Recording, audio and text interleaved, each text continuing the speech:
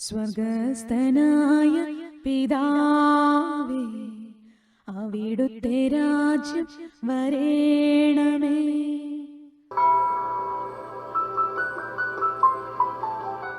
പരിശുദ്ധനായ ദൈവത്തിൻ്റെ സാന്നിധ്യത്തിലേക്ക് നമ്മളെ സമർപ്പിക്കാം. സങ്കീർത്തകൻ പറയുന്നുണ്ട്, പരിശുദ്ധി ദൈവത്തിൻ്റെ ആലയത്തിന് യോജിച്ചതാണ്. പരിശുദ്ധി ദൈവത്തിൻ്റെ ആലയം അത് ചേർന്നതാണ് എന്നാണ്. അപ്പം നമ്മൾ ദൈവ ആലയങ്ങളാണെന്ന് പൗലോസ്ലീഹ ഓർപ്പിക്കുന്നുണ്ട്. നിങ്ങൾ ദൈവത്തിൻ്റെ ദൈവം വസിക്കുന്ന ആലയങ്ങളാണെന്ന് നിങ്ങൾക്ക് അറിവില്ലേന്ന് ചോദിക്കുന്നു. ഇന്ന് ആഗോള സഭയിലെയും വിശുദ്ധ കുർബാനയിലുള്ള തിരുവചനങ്ങളിലൂടെയും ദൈവത്തിൻ്റെ പരിശുദ്ധി നമ്മിലൂടെ ഓരോ മനുഷ്യ ജീവിതങ്ങളിലൂടെയും ഭൂമിയിൽ വെളിപ്പെടുത്തുന്ന ഒരു ദൈവം. ദൈവത്തിൻ്റെ ചൈതന്യം നമ്മളിലുള്ള നമ്മുടെ ആത്മാവിലൂടെ ഇങ്ങനെ വേണം ചിന്തിക്കാം. മനസ്സിലാകാൻ വേണ്ടി നമ്മൾ ചന്ദ്രൻ്റെ പ്രകാശം, ചന്ദ്രൻ്റെ സ്വയമായുള്ള പ്രകാശമല്ല നമുക്കറിയാം. സൂര്യപ്രകാശം ചന്ദ്രനിൽ തട്ടിയിട്ട് അത് റിഫ്ലക്റ്റ് ചെയ്യുന്നതാണ് നമ്മൾ നിലാവ് എന്ന് പറയുന്ന, മനസ്സിന് സന്തോഷം നൽകുന്ന, ആനന്ദം നൽകുന്ന നിലാവ്, പൂർണ്ണചന്ദ്രൻ. ദിവസങ്ങളൊക്കെ നമ്മൾ കാണുക പൂർണ്ണചന്ദ്രൻ, ബ്ലൂ മൂൺ എന്നൊക്കെ പറഞ്ഞുകൊണ്ട് ഇത്രയും പൂർണ്ണതയിലുള്ള ചന്ദ്രനെ വളരെ ചുരുക്കമായിട്ട് കാണാറുള്ളതെന്നൊക്കെ പറഞ്ഞു. അപ്പം ദൈവത്തിൻ്റെ പ്രകാശം നമ്മുടെ ഉള്ളിലുള്ള, ദൈവത്തിൻ്റെതായ നമ്മുടെ ഉള്ളിലുള്ള ആത്മാവിൽ തട്ടിയിട്ട് അത് മറ്റുള്ളവർക്ക് നിലാവിലുള്ള സന്തോഷം പോലെ നമ്മുടെ ഉള്ളിലൂടെ മറ്റുള്ളവർക്ക് ആനന്ദം പകരുന്ന ഒരു സംവിധാനമാണ് ക്രിസ്തീയ ജീവിതം. നമ്മുടെ ജീവിതത്തിലൂടെ മറ്റുള്ളവർ ദൈവത്തെ അനുഭവിച്ചറിയാൻ. ഇരുട്ടിലുള്ളവർക്കല്ലേ, നല്ല ഇരുട്ടുള്ള രാത്രിയും നിലാവുള്ള രാത്രി എത്ര വ്യത്യാസമാണ്. ലോകം മുഴുവൻ ഇരുട്ടാണ്, പാപത്തിലാണ്. അപ്പോൾ നമ്മളുടെ ഹൃദയത്തിലൂടെ വെളിച്ചം ലോകത്തിലേക്ക് പ്രകാശിപ്പിക്കുന്ന ആ ദൈവത്തിൻ്റെ ഒരു പ്രവൃത്തിയെക്കുറിച്ചാണ് ഇന്ന് പരിശുദ്ധാത്മാവ് നമ്മളെ ഓർമ്മിക്കുക. ഒന്നാമത്തെ വായനയിൽ നിന്ന് എസെക്കിയേൽ പ്രവാചകന്റെ പുസ്തകത്തിൽ നിന്നും 36 അധ്യായം ഇങ്ങനെയാണ് പറയുക. ഇസ്രായേൽ 22 തൊട്ട് 23 തൊട്ടാണ് വായന. ഇസ്രായേൽ ഭവനത്തോട് പറയുക, ദൈവമായ കർത്താവ് അരുളി ചെയ്യുന്നു, ഇസ്രായേൽ ഭവനമേ, നിങ്ങളെ പ്രതിയല്ല, നിങ്ങൾ എത്തിച്ചേർന്ന ജനതകളുടെ ഇടയിൽ നിങ്ങൾ അശുദ്ധമാക്കിയ എൻ്റെ വിശുദ്ധ നാമത്തെ പ്രതിയാണ് ഞാൻ പ്രവർത്തിക്കാൻ പോകുന്നത്. ജനതകളുടെ ഇടയിൽ നിങ്ങൾ അശുദ്ധമാക്കിയ എൻ്റെ ശ്രേഷ്ഠ നാമത്തിൻ്റെ പരിശുദ്ധി ഞാൻ തെളിയിക്കും. തങ്ങളുടെ കൺമുമ്പിൽ വച്ച് നിങ്ങളിലൂടെ എൻ്റെ പരിശുദ്ധി ഞാൻ വെളിപ്പെടുത്തുമ്പോൾ ഞാനാണ് കർത്താവെന്ന് ജനതകൾ അറിയും. ദൈവമായ കർത്താവ് അരുളി ചെയ്യുന്നു, ജനതകളുടെ ഇടയിൽ നിന്നും സകല ദേശങ്ങളിൽ നിന്നും ഒരുമിച്ച് കൂട്ടി സ്വദേശത്തേക്ക് ഞാൻ നിങ്ങളെ കൊണ്ടുവരും. ഞാൻ നിങ്ങളുടെ മേൽ ശുദ്ധജലം തളിക്കും. നിങ്ങളുടെ എല്ലാ മാലിന്യങ്ങളിൽ നിന്നും നിങ്ങൾ ശുദ്ധീകരിക്കപ്പെടും. സകല വിഗ്രഹങ്ങളിൽ നിന്നും നിങ്ങളെ ഞാൻ നിർമ്മലരാക്കും. ഒരു പുതിയ ഹൃദയം നിങ്ങൾക്ക് ഞാൻ നൽകും. ഒരു പുതിയ ചൈതന്യം നിങ്ങളിൽ ഞാൻ നിക്ഷേപിക്കും. നിങ്ങളുടെ ശരീരത്തിൽ നിന്ന് ശിലാഹൃദയം എടുത്തു മാറ്റി മാംസള ഹൃദയം നൽകും. എൻ്റെ ആത്മാവിനെയും ഞാൻ നിങ്ങളിൽ നിവേശിപ്പിക്കും. നിങ്ങളെ എൻ്റെ കൽപ്പനകൾ കാക്കുന്നവരും നിയമങ്ങൾ പാലിക്കുന്നതിൽ ശ്രദ്ധയുള്ളവരുമാക്കും. നിങ്ങളുടെ പിതാക്കന്മാർക്ക് ഞാൻ കൊടുത്ത ദേശത്ത് നിങ്ങൾ വസിക്കും.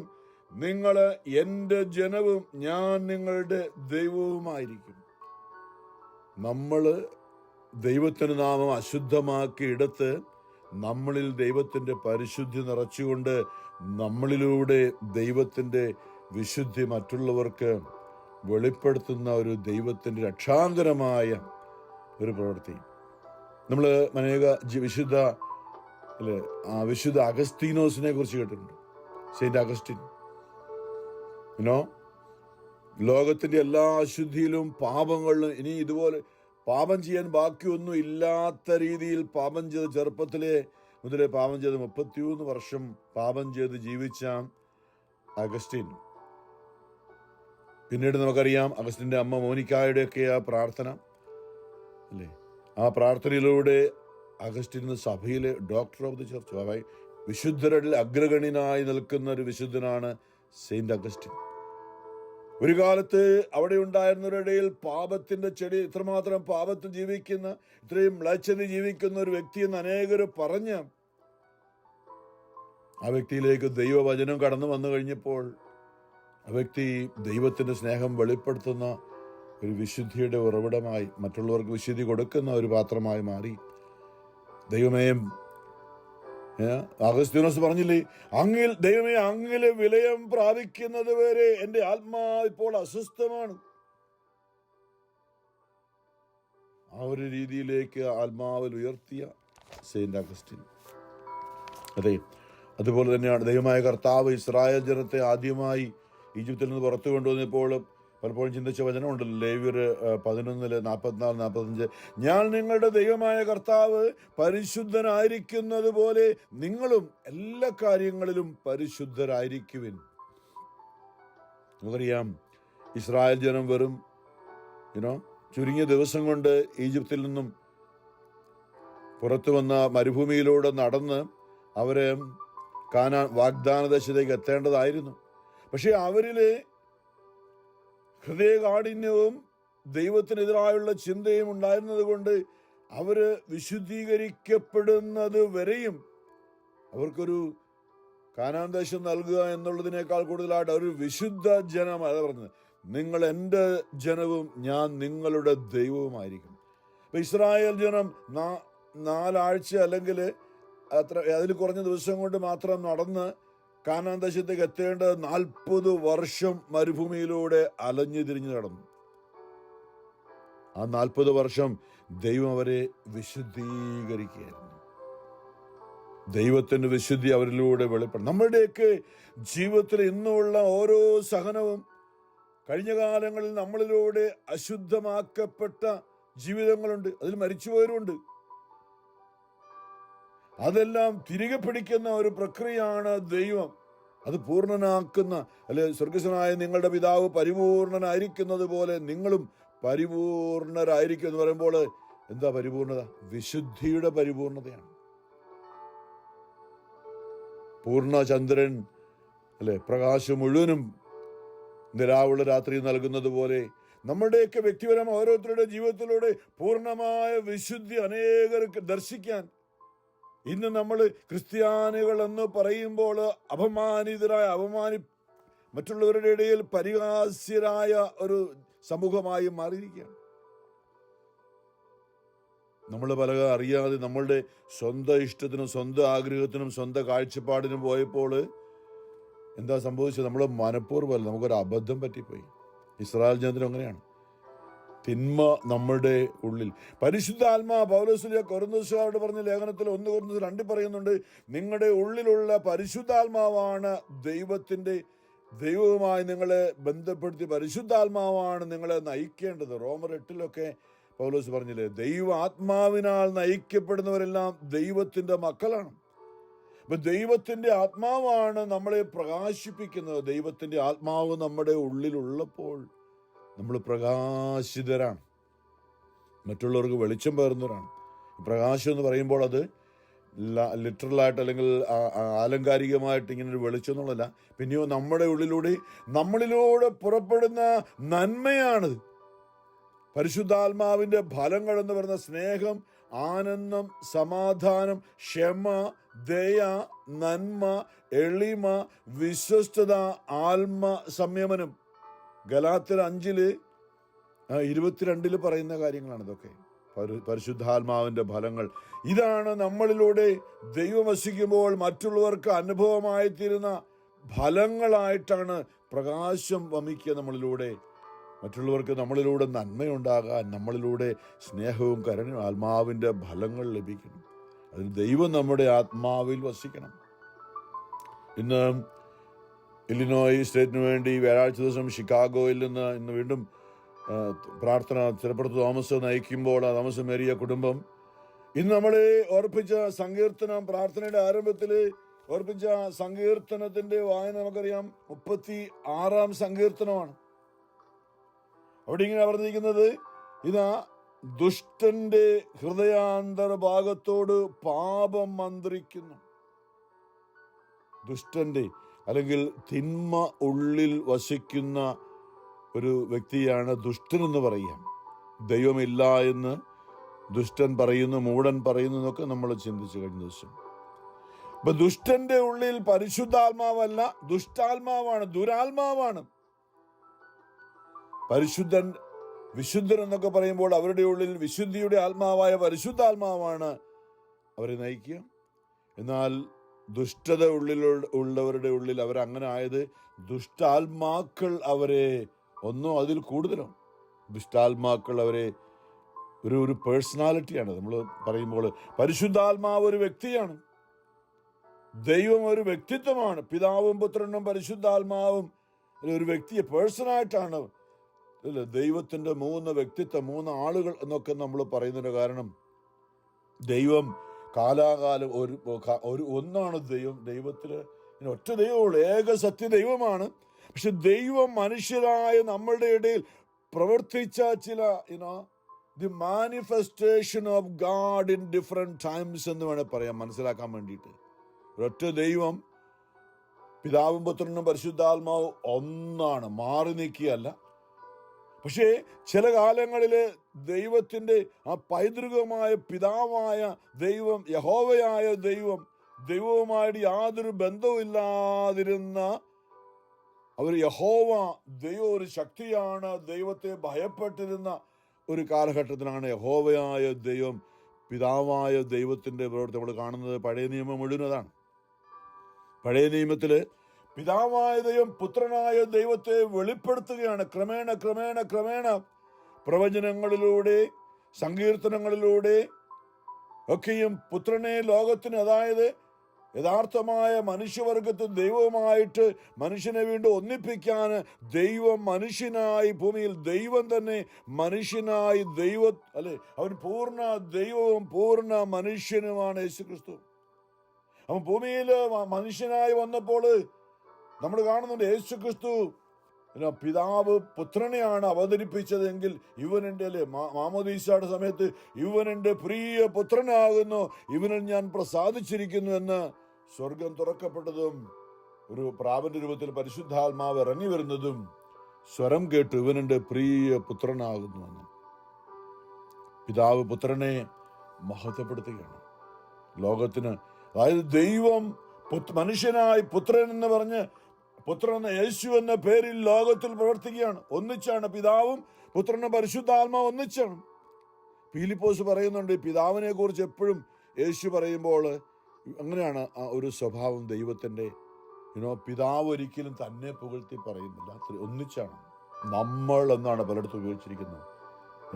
നമുക്ക് നമ്മുടെ ഛായയിലും സാദൃശ്യത്തിലും ഇനി മനുഷ്യൻ സൃഷ്ടിക്കാമെന്നാണ് ഉൽപ്പത്തി 1:24 പറഞ്ഞത്. യേശയ്യ 6 നമ്മൾ വായിക്കുന്നുണ്ട്, ആരാണ് നമുക്ക് വേണ്ടി പോവുക? ആരെയാണ് ഞാൻ അയക്കുക? ഏക ദൈവമാണ്. ആരെയാണ് ഞാൻ അയക്കുക? ആരാണ് നമുക്ക് വേണ്ടി പോകുക എന്ന് ചോദിച്ചിട്ട് ആരെയാണ് ഞാൻ അയക്കുക എന്നാണ് വീണ്ടും പറഞ്ഞത്. ഏക സത്യ ദൈവം തന്നെയാണ്. പിതാവ് എപ്പോഴും പുത്രനെപ്പോഴും നടുക്ക് നിൽക്കുന്നുണ്ട്. പിതാവിനെയും പരിശുദ്ധാത്മാവിനെ, ആദ്യം പിതാവിനെ കുറിച്ചാണ് നമ്മൾ സംസാരിച്ചുകൊണ്ടിരുന്നെങ്കിൽ തൻ്റെ ജീവിതം തീർന്ന് വീണ്ടും ആത്മാവായ ദൈവം ഭൂമിയിൽ മനുഷ്യരുടെ ഇടയിൽ വ്യാപരിക്കുന്ന രക്ഷകനായ ആ ത്രിത്വിക ദൈവം, ആത്മാവായി വീണ്ടും കാണപ്പെടാത്ത ദൈവം, ആത്മാവായി നമ്മുടെ ആത്മാവിൻ്റെ ഉള്ളിൽ. പഴയ നിയമത്തിലെ ദൈവത്തിന് മനുഷ്യനുമായിട്ട് മനുഷ്യന്റെ ആത്മാവിലേക്ക് വരാൻ പറ്റിയിരുന്നില്ല. നമ്മുടെ ഇടയ്ക്ക് എന്ത് വെച്ചു, അന്ന് കള്ളു കുടിച്ചാണ് മനുഷ്യൻ സന്തോഷിച്ചിരുന്നത്. ആനന്ദം പകരുന്ന ദൈവ ആത്മാവായ മനുഷ്യന്റെ ഉള്ളിൽ വസിക്കാൻ പറ്റാത്ത രീതിയിൽ മനുഷ്യൻ പാപത്താൽ, അശുദ്ധിയാൽ നിറഞ്ഞിരുന്നു. ദൈവം പരിശുദ്ധനാണ്. ദൈവത്തിന് വിശുദ്ധിയിൽ മാത്രമേ ആയിരിക്കാൻ പറ്റുള്ളൂ. അതാണ് ദൈവത്തിൻ്റെ പ്രത്യേകത. ദൈവത്തിന് പാപം ചെയ്യാൻ പറ്റില്ല. ദൈവത്തിന് വിശുദ്ധിയിൽ അല്ലെങ്കിൽ ദൈവത്തിന് പാപമുള്ളിടത്തായിരിക്കാൻ പറ്റില്ല. പാപിയെ തേടി വരും, അവരുടെ കൂടെ ഉള്ളിലായിരിക്കാൻ പറ്റില്ല. അപ്പോൾ സങ്കീർത്തനം 36 തോമസ് ഓർപ്പിച്ചതാണ്, ദുഷ്ടന്റെ ഹൃദയാന്തർഭാഗത്തോട് പാപം മന്ത്രിക്കുന്നു. പാപം, ഇവിടെ പാപത്തെ ഒരു നൗണായിട്ടാണ്, പാപം സംസാരിക്കുന്നു എന്നാണ് പറഞ്ഞത്. പൗലോസ്ലീഹ റോമർ 7 പറയുന്നുണ്ട്, ഞാൻ നന്മ ചെയ്യാൻ ആഗ്രഹിക്കുന്നെങ്കിൽ ഞാൻ തിന്മ ചെയ്തു പോകുന്നു. ഇത് ചെയ്യുന്നത് ഞാനല്ല, എന്നിൽ കുടികൊള്ളുന്ന പാപം അത്രേ. അപ്പൊ പാപം എന്ന് പറയുന്നത് ഒരു പേഴ്സണാലിറ്റി ആയിട്ടാണ്. അല്ലെ, ഞാൻ പറയുന്ന ഒരു ദുരാത്മാവാണ് പാപം, ഒരു പേഴ്സണാലിറ്റിയാണ്. പരിശുദ്ധാത്മാവ് ദൈവത്തിന്റെ വ്യക്തിത്വമാണ്.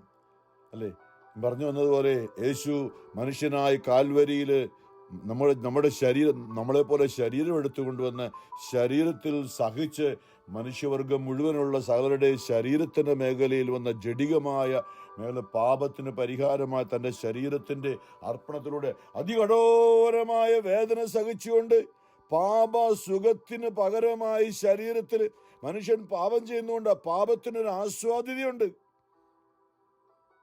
അതല്ലേ സാത്താന് യേശുവിനോട് പറഞ്ഞില്ലേ, നീ എന്തിനാ ഇങ്ങനെ വിശന്നിരിക്കുന്നു? നിനക്ക് കല്ലുകളോട് വചനം ഉപയോഗിച്ച് നിന്റെ സ്വാർത്ഥതയ്ക്ക് വേണ്ടി വചനം ഉപയോഗിച്ച കല്ലുകളെ അപ്പമാക്കി തിന്ന്. പിന്നെ ലോകത്തിലെ സകല ആഡംബരങ്ങളും പാപങ്ങളും കാണിച്ചുകൊണ്ട് ആസ്വദിക്കുക, എൻജോയ് ചെയ്യുക. ഇതൊക്കെ എൻ്റെ മുമ്പിൽ എന്നെ വീണ് നീ ആരാധിക്കാമെങ്കിൽ ഇതെല്ലാം നിനക്ക് ആസ്വദിക്കാം, ഈ ലോകത്ത് കാണുന്നതെല്ലാം. കർത്താവ് എപ്പോഴാണ് പറഞ്ഞത്, ദൈവത്തെ മാത്രമേ ആരാധിക്കാവൂ എന്ന് പറഞ്ഞിട്ടുണ്ട്. മനുഷ്യന് അപ്പം കൊണ്ട് മാത്രമല്ല, ദൈവത്തിന്റെ വായിൽ നിന്ന് വീഴുന്ന ഓരോ വചനം കൊണ്ടുമാണ് ജീവിക്കുന്നത്. ദേവാലയത്തിന് മുകളിൽ നിന്ന് താഴേക്കാടിയ പ്രശസ്തനാകും, അത്ഭുതം പ്രവർത്തിക്കാൻ നിനക്കൊന്നും പറ്റില്ല. കാരണം സങ്കീർത്തനം 91:11-12 പറഞ്ഞിട്ടുണ്ട്, നിന്റെ പാദങ്ങൾ കല്ലിൽ തട്ടാതിരിക്കാൻ തക്കവണ്ണം ദൂതന്മാർ നിന്നെ സംരക്ഷിക്കും. അപ്പൊ നീ ദേവാലയത്തിന് മുകളിൽ താഴോട്ട് ചാടിയാലും നിനക്കൊന്നും പറ്റില്ല. ദൂതന്മാർ നിന്നെ കൈകളിൽ വഹിച്ചുകൊള്ളും. കുഴപ്പമൊന്നും, നല്ലൊരു സോഫ്റ്റ് ലാൻഡിങ് ഒക്കെ ആയിട്ട് ദേവാലയത്തിന് മുകളിൽ നിന്ന് ചാടി താഴേക്ക് നീ നിൽക്കുമ്പോൾ എന്ത് ആൾക്കാരെല്ലാം കൈകൊട്ടി നിന്നെ പ്രശംസിക്കും. നീ വലിയൊരു ശക്തിയാ, നീ ഒരു വലിയ ആളാണെന്ന് പറയും, സൂപ്പർമാനെ പോലെ. അപ്പൊ ഈശോ പറഞ്ഞു, അതിനുവേണ്ടിയല്ല ഞാൻ വന്നത്, ദൈവത്തെ പരീക്ഷിക്കുന്നു പറഞ്ഞത്.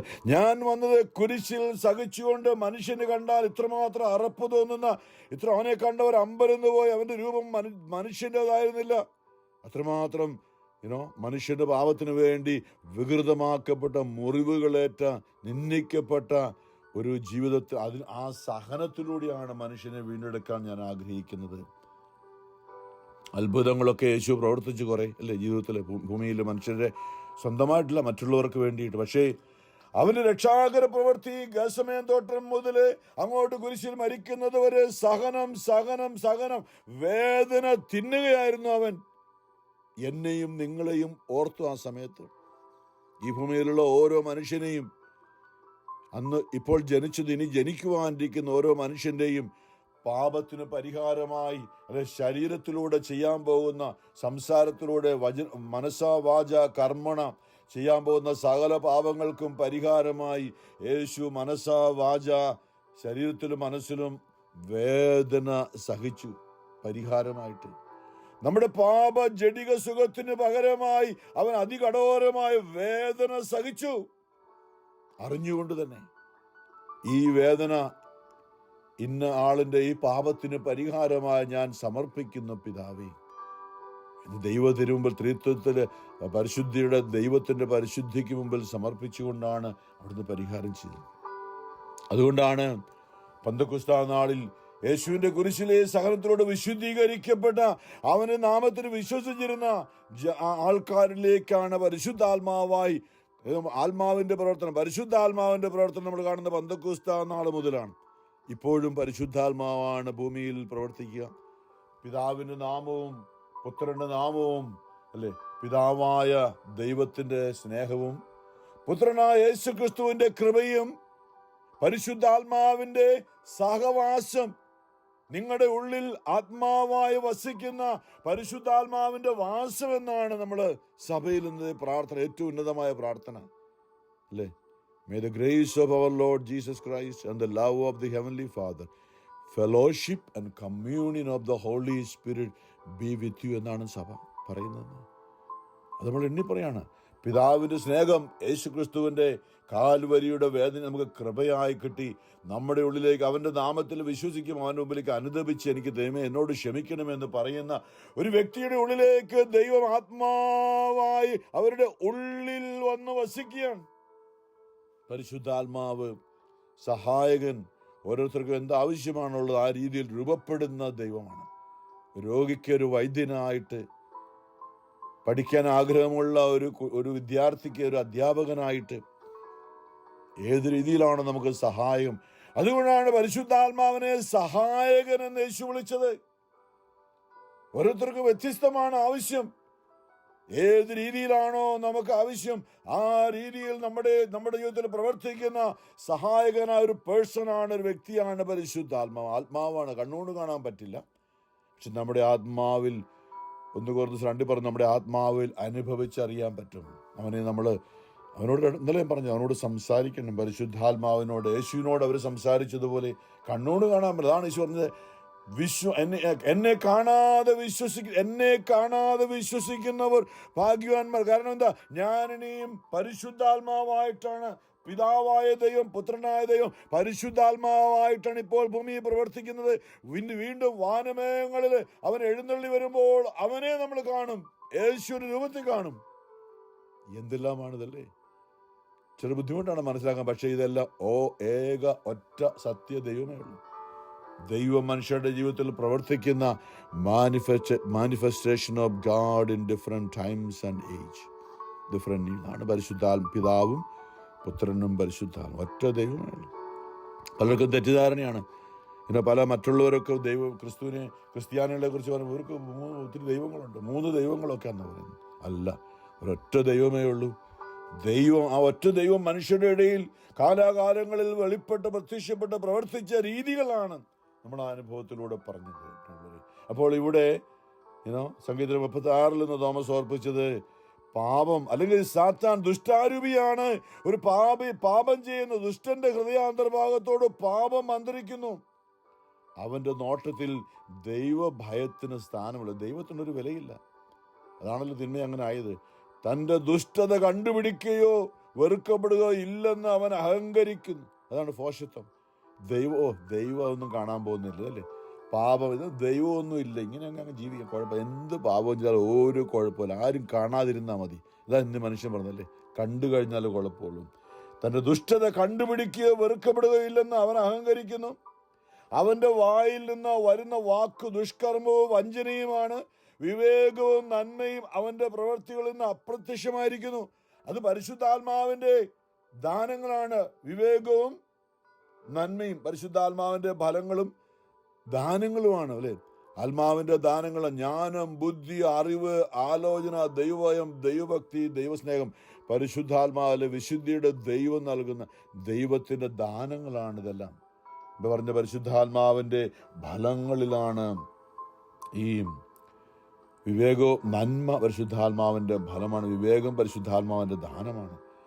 അത് അവന്റെ പ്രവൃത്തികളിൽ നിന്ന്, അതായത് ദുഷ്ടാരൂപി ഉള്ളിലുള്ളതുകൊണ്ട്, അത് പരിശുദ്ധാത്മാവ് ഇല്ലാത്തത് കൊണ്ട് ജ്ഞാനവും ഇല്ല, വിവേകവും ഇല്ല. ഇപ്പം തോന്നുന്നതെല്ലാം ചെയ്യുകയാണ്.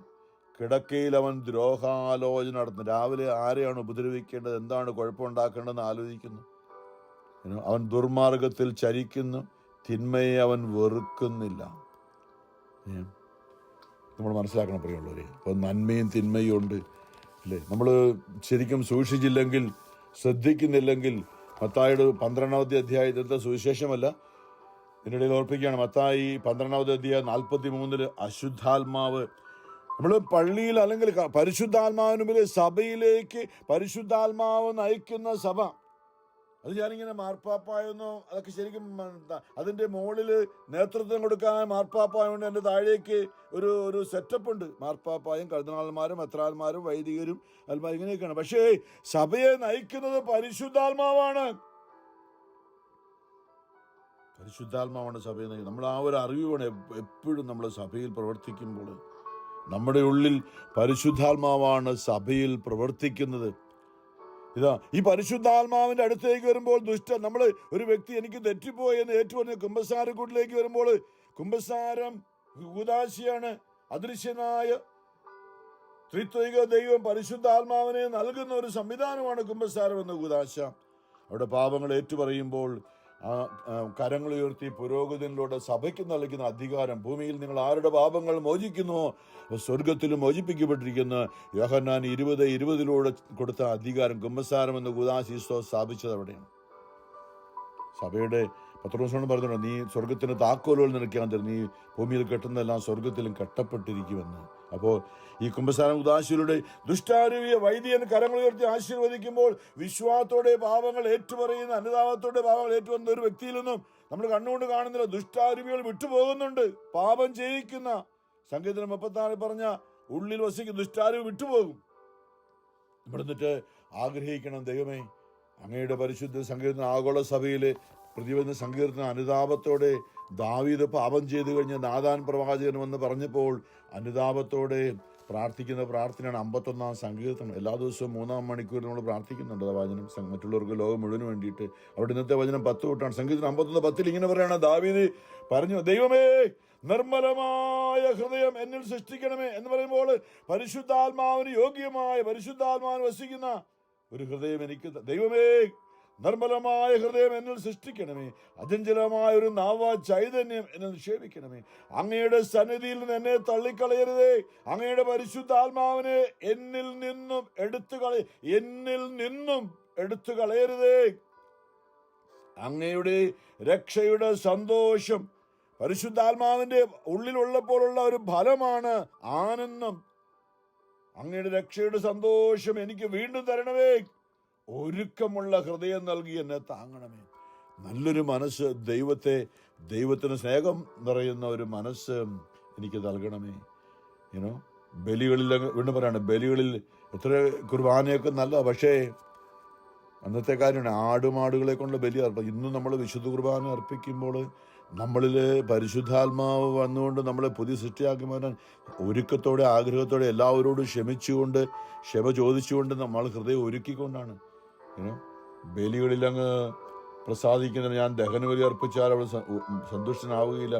ഉരുകിയ മനസ്സാണ് ദൈവത്തിനു സ്വീകാര്യമായ ബലി. ഉരുകിയ മനസ്സ്, ഇത് നമ്മളിതിന് എന്താ പറയുന്നത്, അനുതാപം എന്നാ പറയുന്നത്. തപിക്കുക എന്ന് പറഞ്ഞാൽ തിളയ്ക്കുക, ഉരുകുക, അനുതപിക്കുക, വീണ്ടും വീണ്ടും തിളയ്ക്കുന്ന, എന്ന അനുതാപത്താൽ തിളയ്ക്കുന്ന ഒരു മനസ്സാണ്. എനിക്ക് തെറ്റിപ്പോയല്ലോ എൻ്റെ ദൈവമേ, അങ്ങേക്കെതിരായി, അങ്ങയുടെ സ്നേഹത്തിനെതിരായി ഞാൻ തെറ്റ് ചെയ്തു പോയി, ഞാൻ സാത്താന്റെ കൂടെ കൂടി നിന്നുകൊണ്ട് അങ്ങേക്കെതിരായി ഞാൻ തെറ്റ് ചെയ്തു പോയി, മറ്റുള്ളവർക്കെതിരായി ഞാൻ തെറ്റ് ചെയ്തു പോയി എന്ന് ഏറ്റുപറയുന്ന, അതോടെ ഹൃദയം തപിക്കുമ്പോൾ കണ്ണിൽ നിന്നും കണ്ണുനീരിറ്റിട്ട് വീഴുന്ന ഒരവസ്ഥയാണ് ഇവിടെ ഓർപ്പിക്കുക. ഉരുകിയ മനസ്സ്, അതാണ് ദൈവത്തിന് സ്വീകാര്യമായ ബലി. ദൈവമേ നുറുങ്ങിയ ഹൃദയത്തെ അങ്ങ് നിരസിക്കുകയില്ല. കല്ലുപോലെ കഠിനമായ ഉള്ളം മുഴുവനും ഇത് ദുഷ്ടൻ വസിക്കുന്ന ഒരു ഹൃദയമായിട്ട് ഞാൻ ബലിയർപ്പിച്ചാൽ ഒരു പ്രയോജനമില്ല. അനുതാപത്തോടെ അനുരഞ്ജിതരായി തീർന്നിടാം, നവമൊരു പീഠം ഒരുക്കിയിടാം. അതാണ് ദാവീദ് പറഞ്ഞത്, ദൈവമേ നിർമ്മലമായ ഒരു ഹൃദയം എന്നിൽ സൃഷ്ടിക്കണമേ. ആ ഒരു ബലിയാണ് ദൈവം സ്വീകരിക്കുന്നത്. പ്രിയമുള്ളവരെ, നമുക്ക് സമർപ്പിക്കാം. നമ്മുടെ ആത്മാവില് ദൈവം വസിക്കാനായിട്ട് ഈ ദുഷ്ടാരൂപി ഇവിടെ പറഞ്ഞു വന്നതാണ്. മത്തായി 12 അശുദ്ധാത്മാവ് ഇറങ്ങിപ്പോകും, പക്ഷെ ആ ഉള്ളിലെ പരിശുദ്ധാത്മാവിനെ നമ്മൾ ദിവ്യകാരുണ്യത്തിലൂടെ വിശുദ്ധിയെ, യേശുവിനെ ഉള്ളിലേക്ക്, ത്രിത്വൈക ദൈവത്തെ ഉള്ളിലേക്ക് ദിവ്യകാരുണ്യത്തിലൂടെ സ്വീകരിക്കുന്നില്ലെങ്കിൽ നമ്മുടെ ഉള്ളം ശൂന്യമായി കിടക്കുകയാണെങ്കിൽ, അപ്പോൾ നമ്മളിൽ നിന്ന് വിട്ടുപോയ ഈ പുറപ്പെട്ടു ചെയ്യുന്ന ഈ ദുഷ്ടാരൂപി പറയുകയാണ്, അശുദ്ധാത്മ ഒരു മനുഷ്യനെ വിട്ടുപോകുമ്പോൾ ആ ആശ്വാസം തേടിയ വരണ്ട സ്ഥലം കൂടെ അലഞ്ഞു നടക്കുന്നു, എന്നാൽ അത് കണ്ടെത്തുന്നില്ല, ആശ്വാസം കണ്ടെത്തുന്നില്ല. അപ്പോൾ ദുഷ്ടൻ എപ്പോഴും പാപത്തിലാണ് ആസ്വാദ്യത. പറഞ്ഞില്ലേ, പാപത്തിന്റെ സുഖം എന്ന് പറഞ്ഞതാണ്. അത് നമ്മുടെ ഉള്ളിലിരുന്നുകൊണ്ട് ആ സുഖം അനുഭവിക്കുകയാണ് സാത്താൻ. അതുകൊണ്ട് അലഞ്ഞു നടക്കുമ്പോൾ പറയുകയാണ്, ഞാൻ ഇറങ്ങിപ്പോകുന്ന എൻ്റെ ഭവനത്തിലേക്കല്ല, ഇറങ്ങിപ്പോകുന്ന വ്യക്തിയുടെ ഉള്ളിലേക്ക് ഞാൻ തിരിച്ചു ചെല്ലും. അത് മടങ്ങി വരുമ്പോൾ ആ സ്ഥലം ആളൊഴിഞ്ഞും അടിച്ചുവാരി. കുമ്പസാരം എന്ന കൂദാശയിലൂടെ വിശുദ്ധീകരിക്കപ്പെട്ട് ജെറുസലേം ദേവാലയം യേശു വിശുദ്ധീകരിച്ചതുപോലെ ആളൊഴിഞ്ഞും അടിച്ചുവാരിയും കാണപ്പെടുന്നു. പരിശുദ്ധാത്മാവിനെ ദൈവത്തെ നമ്മുടെ ഉള്ളിലേക്ക് നമ്മൾ കുടിയിരുത്തിയില്ല, പറഞ്ഞില്ല, ദൈവമേ എൻ്റെ ആത്മാവിൽ അങ്ങ് വന്ന് വസിക്കണമേ എന്ന് നമ്മൾ ഹൃദയം തുറന്ന് പറഞ്ഞില്ല. പറയണം, ചോദിക്കുക, നിങ്ങൾ ലഭിക്കുന്ന യേശു. നമ്മൾ ചോദിക്കുന്ന, അപ്പോൾ ഹൃദയം ശൂന്യമാണെങ്കിൽ എന്താ, അപ്പോൾ ആ ദുഷ്ടാരൂപി പുറപ്പെട്ട് തന്നേക്കാൾ ഒന്ന് പോയിട്ട് 7 ദുഷ്ടാത്മാക്കളെ കൂടി തന്നോടൊത്ത് കൊണ്ടുവരികയും അവിടെ പ്രവേശിച്ച വാസമർപ്പിക്കുകയും ചെയ്യും. അങ്ങനെ ആ മനുഷ്യന്റെ അവസാനത്തെ സ്ഥിതി ആദ്യത്തേതിനേക്കാൾ ശോചനീയമായി തീരും. ഈ ദുഷിച്ച തലമുറയ്ക്കും ഇത് തന്നെയായിരിക്കും അനുഭവം. അവരാണ് കഠിന ഹൃദയം. നമ്മൾ ചില കാര്യങ്ങളൊക്കെ ഇന്ന് നടക്കുന്നത് എന്താ? മനുഷ്യൻ ഒരു കരുണയുള്ള സ്നേഹമൊന്നുമില്ല. ഞാൻ പറഞ്ഞില്ല, കുഞ്ഞുങ്ങളെയൊക്കെ അമ്മയുടെ ഉദരത്തിൽ വെച്ച് വലിച്ചു കീറുകയാണ്, കൊല്ലുകയാണ്. അത് സന്തോഷം അനുഭവിക്കുകയാണ്. ആരാ ഇത്? ഇത് ദൈവമൊന്നും അല്ല, ഇത് സാത്താൻ അടിമത്തിലേക്ക് കൊണ്ടുപോയ മനുഷ്യൻ്റെ പ്രവൃത്തിയാണ്. പ്രിയമുള്ളവരെ, മനസ്സിലാക്കണം. നമ്മളാരെയും വിധിക്കുകയല്ല. ഇല്ല, നമ്മളും, ഞാൻ പറയാറുണ്ട്, എൻ്റെ ദൈവം ഒരു കാലത്ത് നമ്മളും അറിയാതെ അങ്ങനെയൊക്കെ ജീവിച്ചവരാണ്. കരുണയാകേണ്ട ദൈവമേ, ആ കാലഘട്ടങ്ങളിൽ നിന്ന് വിടുവിച്ചതിനോർത്ത്, ആ കാലത്തിൽ മരിച്ചു പോകാതെ ജീവനോടെ കൊണ്ടുവന്നതിനോർത്ത് അങ്ങേക്ക് നന്ദി പറയുന്നു എൻ്റെ ദൈവമേ. ഇന്ന് വിവാഹ വിരുന്നിൻ്റെ ഉപമയൊക്കെ നമ്മൾ വായിക്കുന്നത് മത്തായി 22 എന്താ, ഒരു കല്യാണത്തിന് വിളിക്കപ്പെട്ടപ്പോൾ ആരുമില്ല. അപ്പോൾ വഴിയിലുള്ളവരെല്ലാവരും വിളിക്കാൻ പറഞ്ഞു. വിളിച്ചങ്ങനെ കൊണ്ടുവന്നു കഴിഞ്ഞപ്പോൾ അവിടെ അതിഥികളെ കാണാൻ രാജാവ് എഴുന്നള്ളിയപ്പോൾ വിവാഹ വസ്ത്രം ധരിക്കാത്ത ഒരാളെ അവിടെ കണ്ടു. രാജാവ് അവനോട് ചോദിച്ചു, സ്നേഹിത, വിവാഹ വസ്ത്രം ധരിക്കാതെ നീ ഇവിടെ പ്രവേശിച്ചത് എങ്ങനെ? അവൻ മൗനം അവലംബിച്ചു. അപ്പോൾ രാജാവ് പരിചാരകന്മാരോട് പറഞ്ഞു, അവനെ കൈകാലുകൾ കെട്ടി പുറത്തെ അന്ധകാരത്തിലേക്ക് വലിച്ചെറിയുക. അവിടെ വിലാപവും പല്ലുകടിയുമായിരിക്കും. എന്തെന്നാൽ വിളിക്കപ്പെട്ടവർ വളരെ, തിരഞ്ഞെടുക്കപ്പെട്ടവർ ചുരുക്കം. ഇത്രേ ഉള്ളൂ. കർത്താവിൻ്റെ രണ്ടാമത്തെ വരവെങ്കിൽ എത്ര പേര് വേണമെന്നില്ല, വരുന്നവർക്ക് വിശുദ്ധിയുടെ വെണ്മവസ്ത്രം ധരിച്ചിരിക്കണം. അവർക്ക് പ്രവേശിക്കാൻ പറ്റുള്ളൂ. വെളിമാടി കാണുന്നുണ്ട്, ആരാണ് ഈ കയ്യിൽ കുരുത്തോലയുമായി വെള്ളവസ്ത്രം ധരിച്ചു നിൽക്കുന്നവർ? ഇവർ ആരാണെന്ന് വെളിമാടിൽ ചോദിക്കുമ്പോൾ അവര് ഈ ഭൂമിയിൽ നിന്ന് വലിയ ഞെരുക്കത്തിലൂടെ, കഷ്ടതയിലൂടെ കടന്നു വന്ന് കുഞ്ഞാടിന്റെ രക്തത്താൽ തങ്ങളുടെ വസ്ത്രങ്ങൾ കഴുകി വെളുപ്പിച്ചവരാണ്, തങ്ങളുടെ ജീവിതത്തെ വിശുദ്ധീകരിച്ചവരാണ് അവരെന്നാണ് പറയുന്നത്. വിശുദ്ധിയുടെ വെണ്മവസ്ത്രം അത് മാമോദീസായിലൂടെ നമുക്ക് നൽകി. നമ്മുടെ നിത്യ കർത്താവിൻ്റെ മുമ്പിൽ അവൻ്റെ രണ്ടാമത്തെ വരവെങ്കിൽ നിൽക്കുമ്പോൾ നമുക്ക് ഈ വിശുദ്ധിയുടെ വെണ്മവസ്ത്രം ഉണ്ടായിരിക്കണം. പ്രിയമുള്ളവരെ, പരിശുദ്ധ പരമാം ദിവ്യകാരുണ്യനാഥനായ ഈശോയ്ക്ക് ഇന്നും ദിവ്യകാരുണ്യമായി കുദാശിയായ ആത്മാവായി ഞങ്ങളിൽ വന്ന് വസിക്കുന്ന പിതാവും പുത്രനും പരിശുദ്ധാത്മാവുമായ ദൈവത്തിന് എന്നേരവും ആരാധനയും സ്തുതിയും പുകഴ്ചയും ഉണ്ടായിരിക്കട്ടെ. ആമേൻ.